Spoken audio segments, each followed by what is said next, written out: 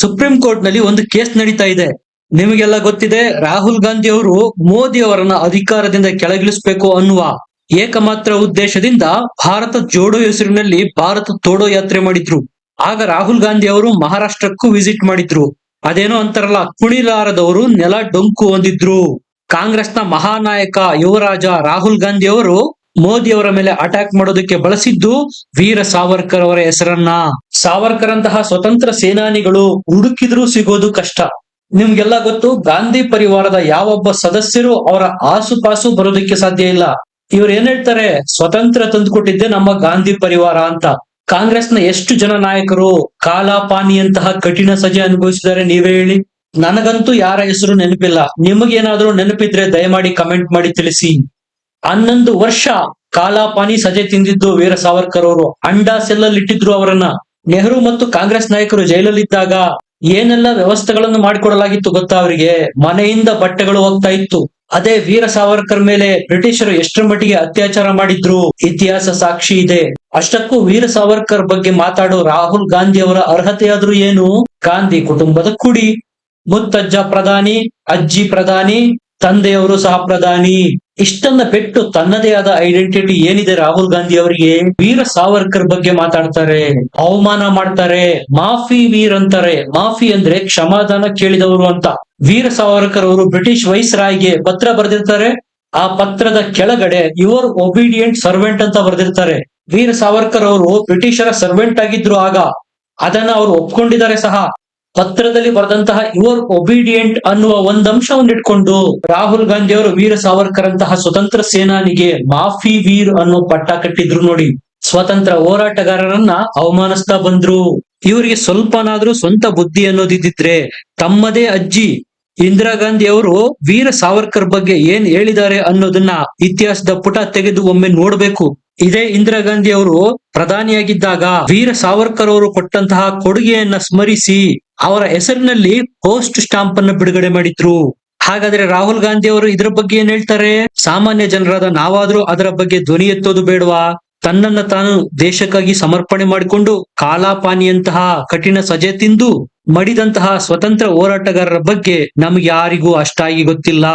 ಧ್ವನಿ ಎತ್ತೋದು ದೂರದ ಮಾತು ಬಿಡಿ, ಅಂತಹ ಮಹಾನಾಯಕರ ವಿರುದ್ಧ ರಾಹುಲ್ ಗಾಂಧಿ ಅವರು ಧ್ವನಿ ಎತ್ತಿದಾಗ್ಲೂ ಸಹ, ಅಪಶಬ್ದಗಳನ್ನ ಬಳಸಿದಾಗ್ಲೂ ಸಹ ಒಂದು ಕಿವಿನಲ್ಲಿ ಕೀಳಿ ಇನ್ನೊಂದು ಕಿವಿನಲ್ಲಿ ಬಿಟ್ಬಿಡ್ತೇವೆ.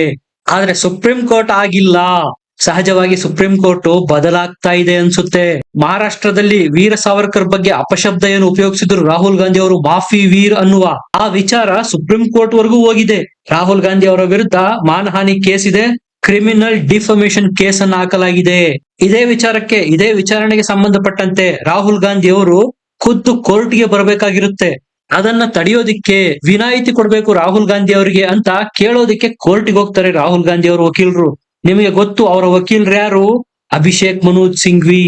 ಇದೇ ಕೇಸ್ಗೆ ಸಂಬಂಧಪಟ್ಟಂತೆ ಈಗ ಸುಪ್ರೀಂ ಕೋರ್ಟ್ ಹೇಳಿರೋದು, ಇದನ್ನ ರಾಹುಲ್ ಗಾಂಧಿ ಅವರು ತಮ್ಮ ಜೀವನ ಪೂರ್ತಿ ಮರೆಯೋದಿಕ್ಕೆ ಸಾಧ್ಯನೇ ಇಲ್ಲ. ನನಗನ್ಸಿದ ಮಟ್ಟಿಗೆ ಸುಪ್ರೀಂ ಕೋರ್ಟ್ ಈ ಮಟ್ಟಿಗಿನ ಶಬ್ದ ಪ್ರಯೋಗ ಮಾಡಿ ಯಾವುದೇ ನಾಯಕರ ಬಗ್ಗೆ ಇತಿಹಾಸದಲ್ಲೇ ಅವಮಾನ ಮಾಡಿಲ್ಲ ಅನ್ಸುತ್ತೆ. ಬಳಸಿರೋದು ಸಮ್ಮಾನಜನಕ ಶಬ್ದಗಳೇ, ಆದರೆ ಆ ವ್ಯಕ್ತಿಗೆ ಸ್ವಲ್ಪವಾದರೂ ಕಿಂಚಿತ್ತೂ ಆತ್ಮಸಮ್ಮಾನ, ಆತ್ಮಗೌರವ ಅನ್ನೋದು ಇದ್ರೆ ಸುಪ್ರೀಂ ಕೋರ್ಟ್ ನ ಆ ಮಾತುಗಳು ಪ್ರತಿಯೊಂದು ಶಬ್ದವೂ ಅಪಮಾನ ಅನ್ಸುತ್ತೆ. ಆದ್ರೆ ರಾಹುಲ್ ಗಾಂಧಿ ಅವರು ತಮ್ಮನ್ನ ತಾವು ದೇಶದ ಯುವರಾಜ ಅಂತ ಬಿಂಬಿಸಿಕೊಳ್ಳುವರು ಮಹಾನಾಯಕರು. ಸುಪ್ರೀಂ ಕೋರ್ಟ್ ಏನ್ ಹೇಳಿದ್ರೆ ಏನು, ಯಾವುದು ಅವರಿಗೆ ಹತ್ತೋದೇ ಇಲ್ಲ ಬಿಡಿ. ಈಗ ಸುಪ್ರೀಂ ಕೋರ್ಟ್ ಆ ಕೇಸ್ ಬಗ್ಗೆ ಏನ್ ಹೇಳಿದೆ ಅಂತ ಹೇಳ್ತೀನಿ ಕೇಳಿ. ಯಾವ ವ್ಯಕ್ತಿಗೆ ಇತಿಹಾಸ, ಭೂಗೋಳದ ಬಗ್ಗೆ ಜ್ಞಾನ ಇರೋದಿಲ್ವೋ ಅಂತಹವರು ಇಂತಹ ಸ್ಟೇಟ್ಮೆಂಟ್ ಗಳನ್ನ ಯಾಕೆ ಕೊಡ್ತೀರಾ? ಅಂದ್ರೆ ಡೈರೆಕ್ಟ್ ಆಗಿ ಇಲ್ಲಿ ಸುಪ್ರೀಂ ಕೋರ್ಟ್ ರಾಹುಲ್ ಗಾಂಧಿ ಅವರ ಎಜುಕೇಶನ್, ಅವರ ತಿಳುವಳಿಕೆ ಮಟ್ಟ, ಜ್ಞಾನದ ಬಗ್ಗೆನೆ ಪ್ರಶ್ನೆ ಎತ್ತಿರೋದು. ಇನ್ನು ಮುಂದುವರೆದು ಚೀಮಾರಿ ಯಾಕೆ ಹೇಳಿರೋದು ಸುಪ್ರೀಂ ಕೋರ್ಟ್? ಸ್ವಾತಂತ್ರ್ಯಕ್ಕಾಗಿ ಹೋರಾಟ ಮಾಡಿರ್ತಕ್ಕಂತ ವ್ಯಕ್ತಿಗಳ ವಿರುದ್ಧ ಈ ರೀತಿ ಮಾತುಗಳು ಸಲ್ಲದು ಅಂತ ಡೈರೆಕ್ಟ್ ಆಗಿ ಜಾಡಿಸಿದೆ ಸುಪ್ರೀಂ ಕೋರ್ಟ್ ರಾಹುಲ್ ಗಾಂಧಿ ಅವರಿಗೆ. ಇವರ ಇಬ್ಬಂಗಿ ನೀತಿ ಹೇಗಿದೆ ನೋಡಿ. ಮಹಾತ್ಮ ಗಾಂಧಿಯವರು ಸಹ ಬ್ರಿಟಿಷರಿಗೆ ಬರೀತಕ್ಕಂತ ಪತ್ರದಲ್ಲಿ ಕೆಳಗಡೆ ಇವರು ಒಬಿಡಿಯಂಟ್ ಸರ್ವೆಂಟ್ ಅಂತಾನೆ ಬರಿತಾ ಇದ್ದಿದ್ದು. ಅದನ್ನು ಬರೆದ ಗಾಂಧಿಯವರು ಮಹಾತ್ಮರು ಅದೇ ಪದಗಳನ್ನ ವೀರ್ ಸಾವರ್ಕರ್ ಅವರು ಬರೆದ್ರೆ ಮಾಫಿ ವೀರ್ ಆಗ್ಬಿಡ್ತಾರೆ ನೋಡಿ. ಈಗ ನಾವೆಲ್ಲ ಶಾಲಾ ಕಾಲೇಜುಗಳಲ್ಲಿ ಓದಿ ಬಂದಿರೋರು, ನಿಮ್ಮ ಮೇಲಾಧಿಕಾರಿಗೆ ರಜಾಕೋರಿ ಪತ್ರ ಬರೆಯಿರಿ ಅನ್ನೋ ಪ್ರಶ್ನೆಗೆ ಉತ್ತರ ಬರಿಬೇಕಾದ್ರೆ ಪತ್ರದ ಕೊನೆಯಲ್ಲಿ ನಿಮ್ಮ ವಿಧೇಯ ಅಂತಾನೆ ತಾನೇ ನಾವು ಬರೆಯೋದು. ಅಂದ್ರೆ ಆ ಸ್ಥಾನಕ್ಕೆ ನಾವು ಕೊಡ್ತಕ್ಕಂತ ಗೌರವ. ಅದಕ್ಕೆ ಹೇಳಿದ್ದು ನಾನು, ಅದನ್ನೇ ಮಹಾತ್ಮ ಗಾಂಧಿ ಅವರು ಬರೆದ್ರೆ ಅವರು ಮಹಾತ್ಮರು, ವೀರ ಸಾವರ್ಕರ್ ವಿಷಯಕ್ಕೆ ಬಂದ್ರೆ ಮಾಫಿ ವೀರ್ ಆಗ್ಬಿಡ್ತಾರೆ. ಸಂಕುಚಿತ ಮನಸ್ಸಿನ ರಾಹುಲ್ ಗಾಂಧಿ ಅವರಿಗೆ ಇದು ಅರ್ಥ ಆಗತ್ತಾ? ಯಾಕಂದ್ರೆ ಅವರು ಮೋದಿ ವಿರುದ್ಧ ಅಜೆಂಡಾ ಮಾಡ್ತಾ ಸ್ವತಂತ್ರ ಹೋರಾಟಗಾರರನ್ನೇ ವಿರೋಧ ಮಾಡೋದಕ್ಕೆ ಶುರು ಮಾಡಿದ್ದಾರೆ.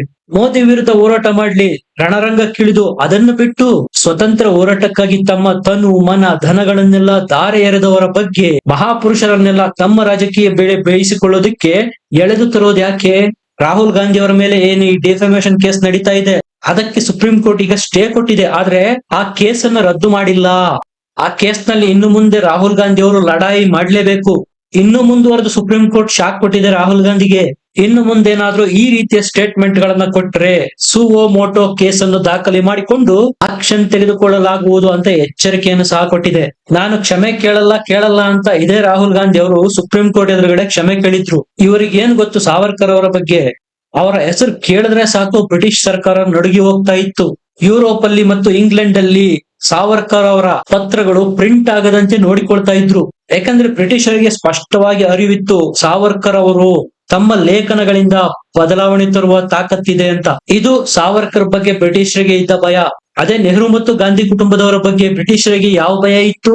ನೆಹರು ಮೆಮೋರಿಯಲ್ ಇಂದ ನೆಹರೂರವರು ಬರೆದಂತ ಪತ್ರಗಳನ್ನ ಸೋನಿಯಾ ಗಾಂಧಿ ಅವರು ಎತ್ತಕೊಂಡೋಗಿದ್ಯಾಕೆ? ಸರ್ಕಾರ ಆ ಪತ್ರಗಳನ್ನೆಲ್ಲ ವಾಪಸ್ಸು ಮಾಡಿ ಅಂತ ಕೇಳ್ತಾ ಇದ್ರು ಅದರ ಬಗ್ಗೆ ಚಕಾರ ಎತ್ತಲ್ಲ.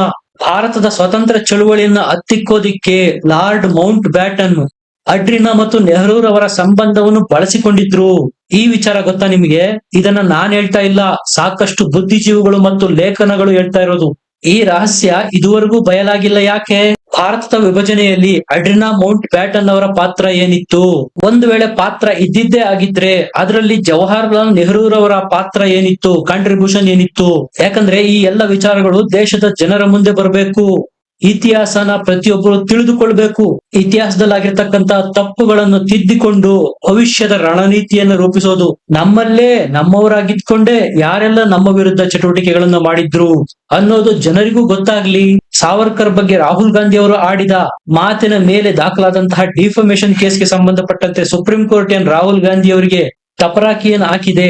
ಒಬ್ಬ ನಾಯಕನ ವಿರುದ್ಧ ಸುಪ್ರೀಂ ಕೋರ್ಟ್ ಇಷ್ಟೊಂದು ಖಾರವಾಗಿ ಮಾತಾಡಿದ್ದು ಬಹಳ ವಿರಳ. ಡೈರೆಕ್ಟ್ ಆಗಿ ಅವರು ರಾಹುಲ್ ಗಾಂಧಿ ಅವರ ತಿಳುವಳಿಕೆಯ ಬಗ್ಗೆನೇ ಪ್ರಶ್ನೆ ಮಾಡಿರೋದು. ಭಾರತದ ಸ್ವತಂತ್ರಕ್ಕಾಗಿ ಹೋರಾಟ ಮಾಡಿದ ಸ್ವಾತಂತ್ರ್ಯ ಸಂಗ್ರಾಮಿಗಳ ಬಗ್ಗೆ ಏನ್ ಗೊತ್ತು ನಿಮಗೆ ಅಂತಾನೆ ಪ್ರಶ್ನೆ ಮಾಡಿರೋದು. 2004ರಿಂದ ರಾಹುಲ್ ಗಾಂಧಿ ಅವರು ಭಾರತದ ರಾಜಕಾರಣದಲ್ಲಿರೋದು. ಅಲ್ಲಿಂದ ಇಲ್ಲಿವರೆಗೂ 21 ವರ್ಷ ಆಗಿದೆ. ಯಾವತ್ತಾದ್ರೂ ರಾಹುಲ್ ಗಾಂಧಿ ಅವರು ಅಪ್ಪಿತಪ್ಪಿನೂ ಭಾರತದ ಪ್ರಥಮ ಸ್ವಾತಂತ್ರ್ಯ ಸಂಗ್ರಾಮದ ಬಗ್ಗೆ ಮಾತಾಡಿರೋದು ಕೇಳಿದಿರಾ? ಕೇವಲ ಅವರ ಕುಟುಂಬದವರು, ನೆಹರು ಮತ್ತು ಗಾಂಧಿ ಕುಟುಂಬದವರು ಏನ್ ಮಾಡಿದ್ರು ಅನ್ನುವುದರ ಬಗ್ಗೆ ಮಾತ್ರ ಮಾತಾಡೋದು. ಸ್ವಾತಂತ್ರ್ಯ ಅಂದ್ರೆ ಅದಕ್ಕೆ ಹೋರಾಟ ಮಾಡಿರೋರು ಗಾಂಧಿ ಕುಟುಂಬ, ನೆಹರು ಕುಟುಂಬ ಅಷ್ಟೇ. ಉಳಿದವರ ಕೊಡುಗೆ ನಗಣ್ಯವಾಗಿ ಬಿಡುತ್ತೆ. ಇವರ ತಿಳುವಳಿಕೆ ಮಟ್ಟ ಹೇಗಿದೆ ನೋಡಿ. ಅಮೆರಿಕದಲ್ಲಿ ಮಹಾತ್ಮ ಗಾಂಧಿ ಅವರ ಬಗ್ಗೆ ಮಾತಾಡ್ತಾ ಮಹಾತ್ಮ ಗಾಂಧಿ ಅವರನ್ನ ರೈಲ್ವೆ ಬೋಗಿಯಿಂದ ಹೊರದಬ್ಬಿದ್ದು ಲಂಡನ್ ನಲ್ಲಿ ಎಂದು ಬಿಡ್ತಾರೆ. ಸಣ್ಣ ಮಕ್ಕಳಿಗೂ ಗೊತ್ತಿದೆ ಗಾಂಧಿ ಅವರನ್ನ ರೈಲ್ವೆ ಡಬ್ಬಿಯಿಂದ ಹೊರದಬ್ಬಿದ್ದು ದಕ್ಷಿಣ ಆಫ್ರಿಕಾದಲ್ಲಿ ಅಂತ. ಅದಕ್ಕೆ ಸುಪ್ರೀಂ ಕೋರ್ಟ್ ಸರಿಯಾಗಿ ಹೇಳಿದೆ, ಇತಿಹಾಸದ ಬಗ್ಗೆ ಸರಿಯಾಗಿ ತಿಳಿದುಕೊಂಡು ಮಾತಾಡಿ ಅಂತ. ನಿಮ್ಗೆ ಏನನ್ಸುತ್ತೆ? ಕಮೆಂಟ್ ಮಾಡಿ, ಲೈಕ್ ಮಾಡಿ, ಚಾನಲ್ ಸಬ್ಸ್ಕ್ರೈಬ್ ಮಾಡಿ. ಮತ್ತೆ ಸಿಗೋಣ. ನಮಸ್ಕಾರ.